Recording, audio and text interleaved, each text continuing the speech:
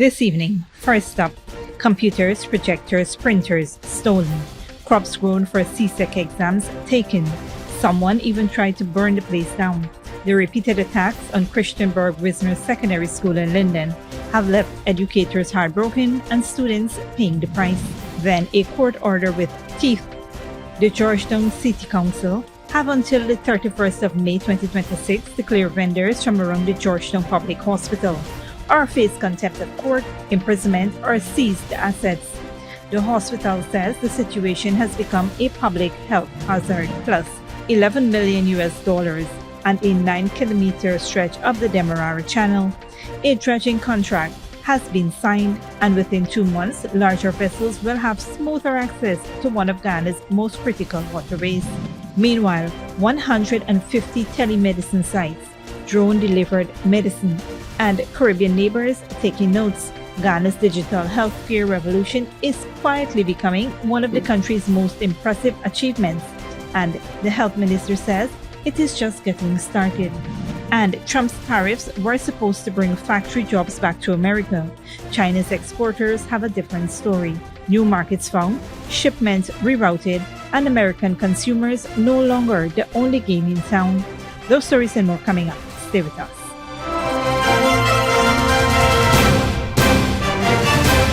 Welcome to this broadcast of Channel 2's Headline News Update for May 14, 2026. I'm Bibi Bacchus. Thank you for joining us.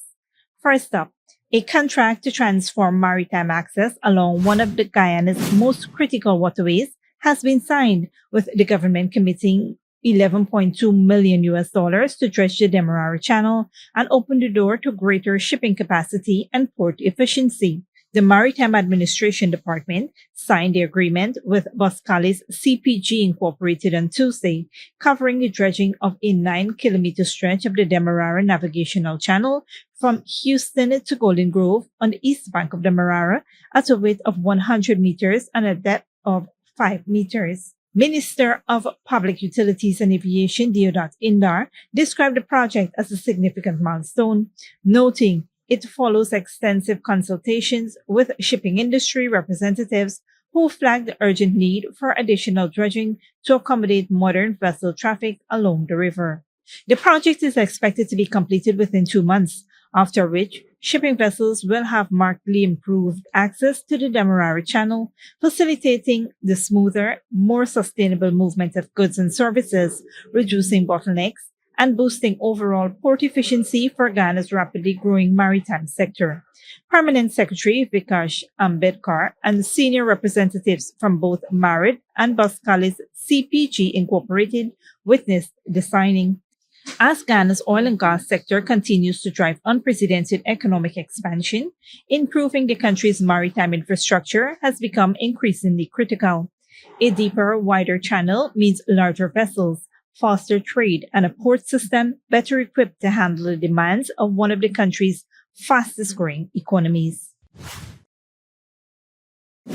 On a different note, Ghana is fast emerging as the Caribbean leader in digital healthcare, with several regional countries now looking to adopt the country's growing telemedicine system that is transforming access to medical care in remote communities. In those remote communities, approximately 150 telemedicine sites are now operating across the country to connect patients in hinterland and riverine areas with specialized doctors.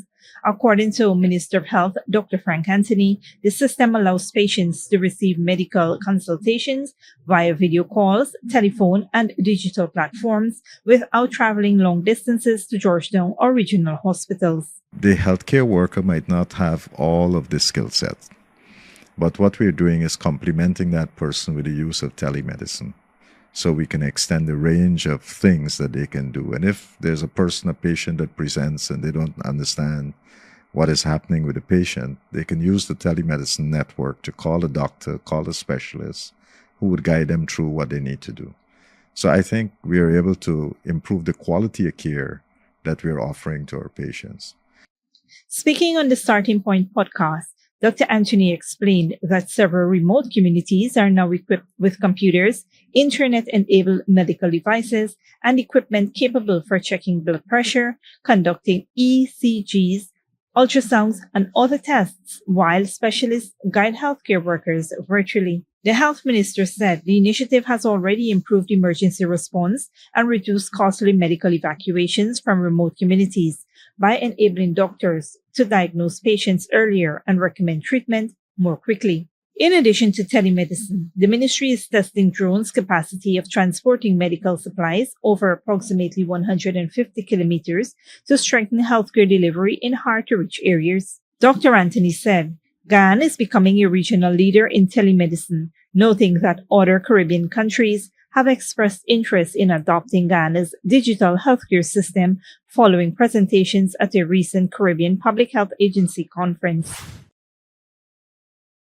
Moving on, the High Court has ordered the Georgetown Mayor and City Council to remove all vendors operating around the Georgetown Public Hospital Corporation by May 31st, 2026, warning that failure to comply could result in contempt of court proceedings, imprisonment, or the seizure of assets. Justice Deborah Kumar Shetty issued a ruling on Wednesday after the hospital successfully sought an order of mandamus, a court order compelling a public authority to carry out its legal duty.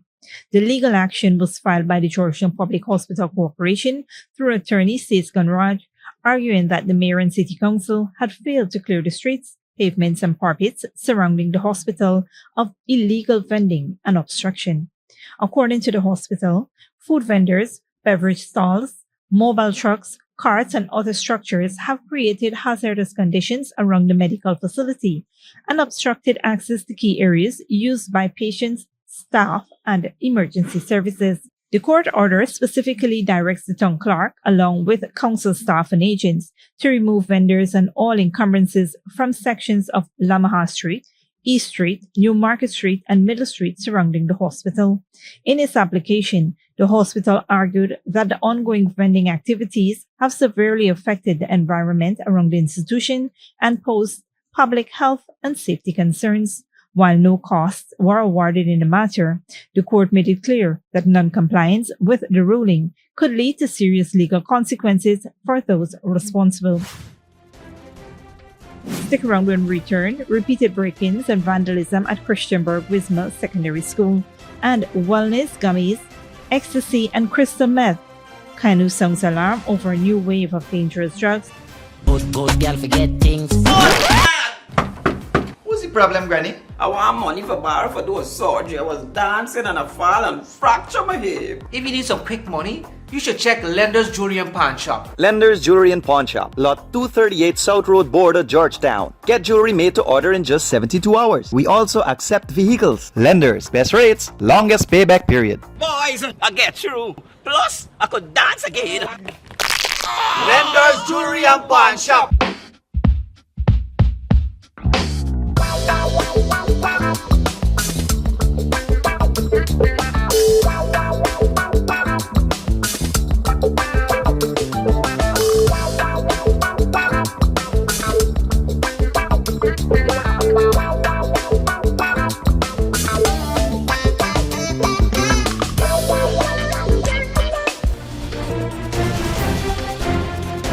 Welcome back.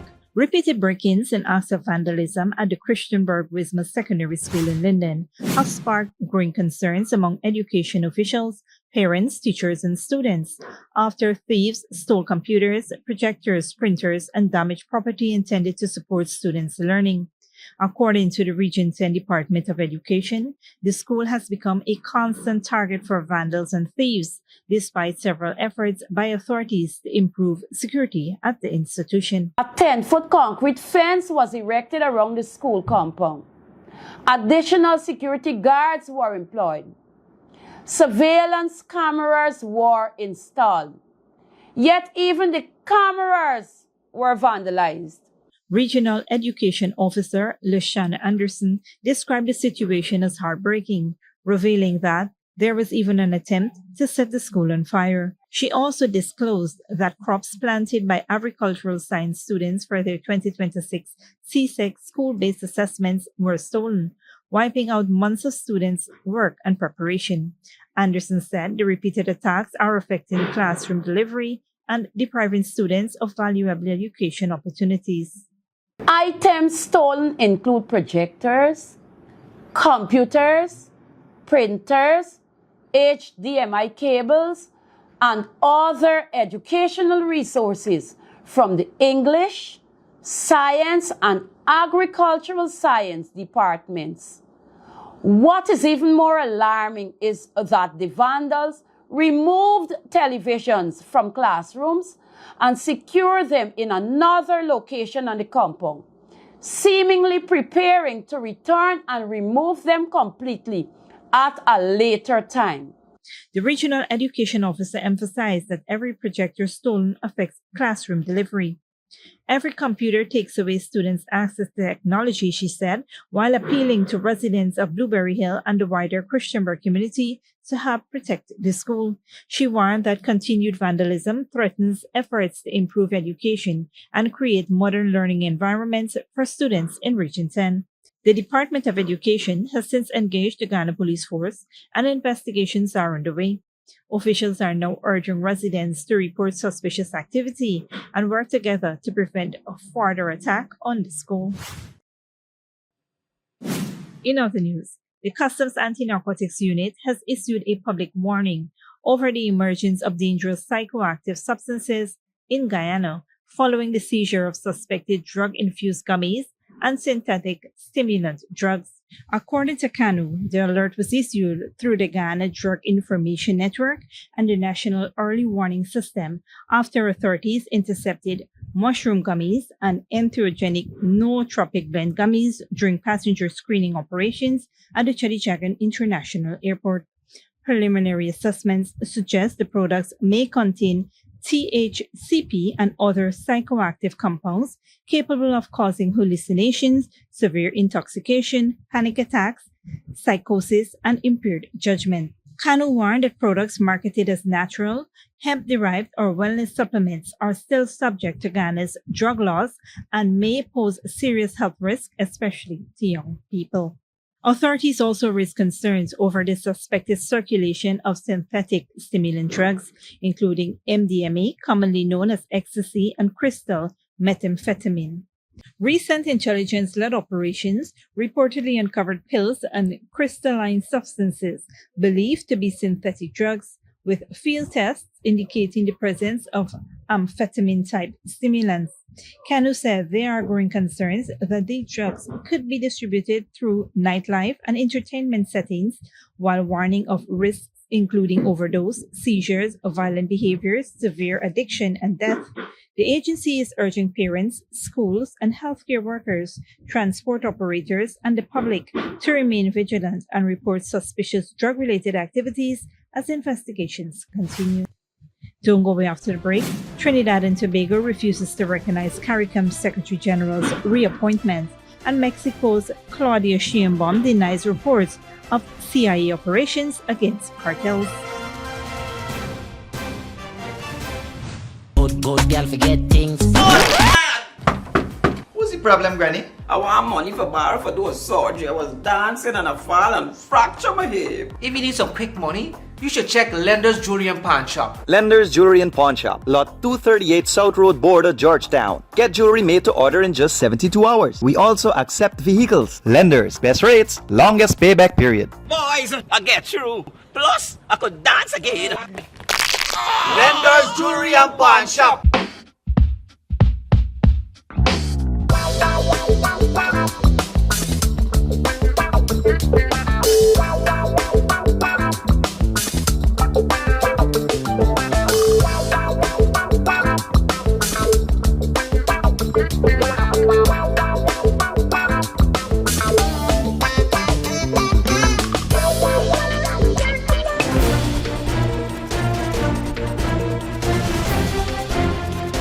Welcome back. Now we take a look at what's happening in the region and around the world. Good evening, I'm Dominic tonight. Trinidad and Tobago refused to recognize CARICOM's Secretary General beyond August. Mexico denies CIA involvement in cartel operations. China's exporters shrug off Donald Trump's tariffs by finding new markets. And Britain's Prime Minister faces fresh questions over his leadership. We will begin in the Caribbean. Trinidad and Tobago Prime Minister Kamla Persad-Bissessar says her country will not recognize Dr. Carla Barnett as CARICOM Secretary General beyond August 2026, despite regional leaders backing her reappointment. Persad-Bissessar challenged the legitimacy of the reappointment process and accused Barnett of authoring a statement defending herself. She added Trinidad and Tobago will not be cornered if expelled from the regional bloc. Mexico's President Claudia Sheinbaum has denied claims that CIA agents are involved in operations against drug cartels in our country. It comes amid reports that foreign interventions are taking place without the government's approval. Al Jazeera's Julia Galliano reports. This is the moment a vehicle carrying two men exploded on a highway near an airport in the outskirts of Mexico City in late March. The incident, in which both passengers died, was widely reported by Mexican news outlets, which pointed at the time to a glaring lack of official information on exactly what happened. There were contradictory reports on what caused the explosion, and no arrests were made. But now, a published report citing anonymous sources claims the CIA was involved in that explosion to take out a mid-level Sinaloa cartel operative known as El Payín. The story prompted fierce denials from the president and her security team. CNN, which is supposedly an internationally respected media outlet, published a truly sensationalist report. And what was its aim? To say that CIA agents are operating on national territory, even to kill someone. Just imagine how big a fabricated lie that is. On a post on X, the CIA spokeswoman also denied the claims, calling it false and salacious reporting. But the topic of U.S. presence in Mexico has further strained the bilateral relationship in recent weeks. Just last month, 2 CIA officers were killed in a car accident after taking part in a raid on a meth lab in Chihuahua, an operation Sheinbaum admits her government never authorized. For decades, you've had a practice of U.S. agents going on raids, going on arrests with Mexican law enforcement. You have U.S. agents getting information, and they want to make sure and witness that this arrest happens. The idea of the CIA being involved in a car bomb attack or in assassinations is a completely different level, and it really is something of concern. If they're not going to do the job, we're going to do the job. While in Washington, the rhetoric keeps shifting towards intervention, President Sheinbaum now has to work even harder to dispel a growing sense that U.S. operations are already being carried out on Mexican soil, with or without her permission.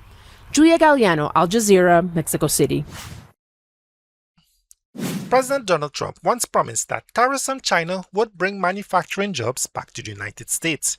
But in China's major factory hubs, exporters say they are adapting by finding new markets, rerouting shipments, and reducing reliance on American consumers. Al Jazeera's Katrina Yu reports.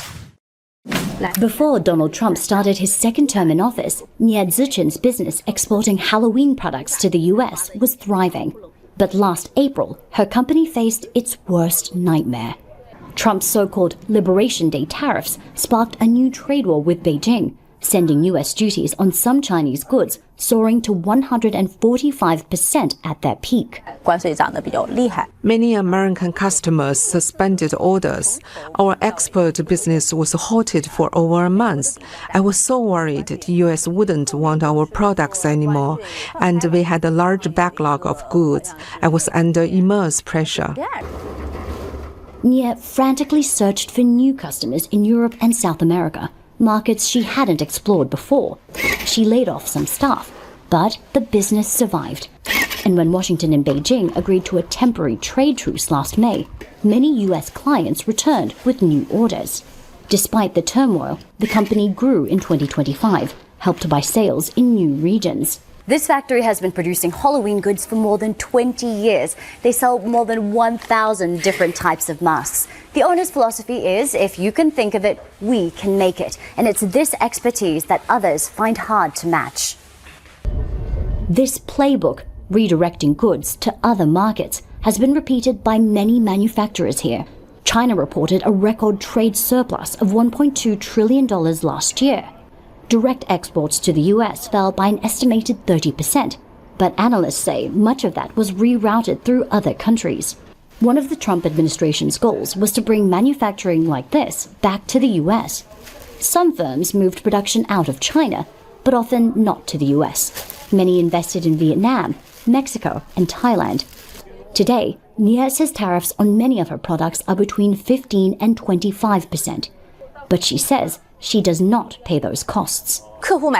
We only quote the factory cost of the product plus shipping. All other expenses are borne by the customer. Consumers are the ones who suffer from trade wars. Nia will be watching Trump's visit to China closely, hoping it will bring lower tariffs and stability.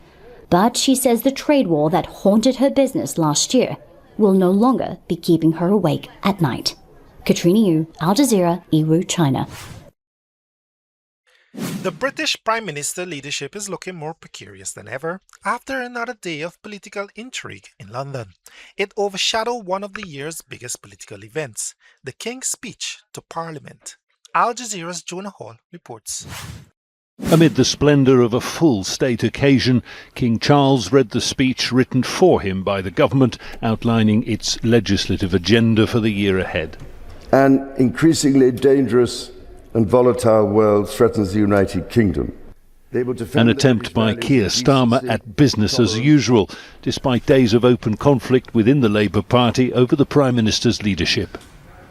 And even as Lords, MPs and dignitaries sat through the speech, there were reports that a cabinet minister was planning a leadership bid by resigning. The King's speech now over, and Parliament will return to debate its contents. But with the strong likelihood that a fresh challenge to Keir Starmer's leadership may soon be underway, the real question will be whether the Prime Minister is in power long enough to see any of this to fruition. Conservatives carry on that work. In Parliament afterwards, that question was quick to surface. The Prime Minister is in office but not in power. Everyone is trying to pretend it's all right. It's not all right. And the Prime Minister, defiant, treating it like a new beginning. We will not simply slump back to the old ways, because this King's speech gives us the strength we need, the economic security, energy security and national security to control our future in a chaotic world. So, despite a pause in hostilities out of respect for the King, there are signs this drama is about to enter its next, possibly decisive phase. If those reports prove correct that Health Secretary Wes Streeting plans to resign, it'll be by far the most prominent attack on the Prime Minister yet. Have you resigned, Mr. Streeting? And if Streeting can demonstrate the requisite support, it'll trigger a leadership election within the Labour Party that could take weeks or even months. Not business as usual then, far from it. Prime Minister Starmer is in grave danger, and few would doubt that his days are numbered. Jonah Hull, Al Jazeera, London. Thanks, Dominique. This brings us to the end of our regional and global news coverage. Up next is the 3 Debate Forecast.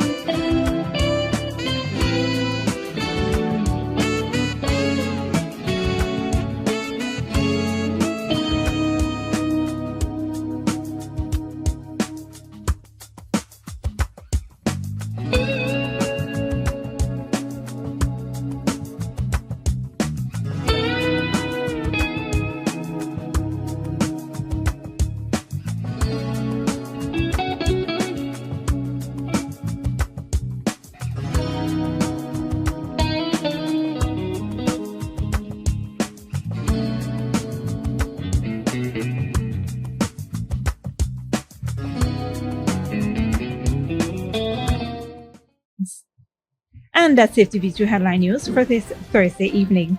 As we take our leave, we invite you to follow us on Facebook and YouTube.